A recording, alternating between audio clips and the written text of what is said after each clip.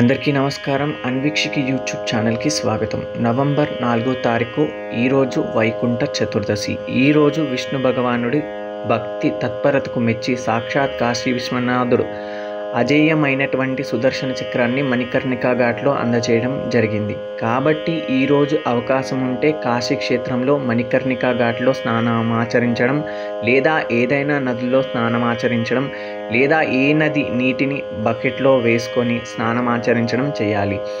ఈ రోజున విశేషంగా అన్నదానం చేసినటువంటి వాటికి సకల సంపదలు చేకూరుతాయి. ఈరోజు ప్రధానంగా చెప్పబడిన దానం ఏంటంటే నువ్వుల దానం.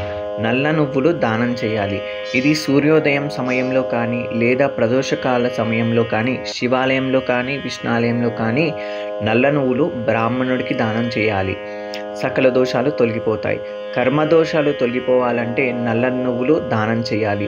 అదేవిధంగా ఈ వైకుంఠ చతుర్దశి రోజున శాలిగ్రామ దాన విశేష పుణ్యప్రదం.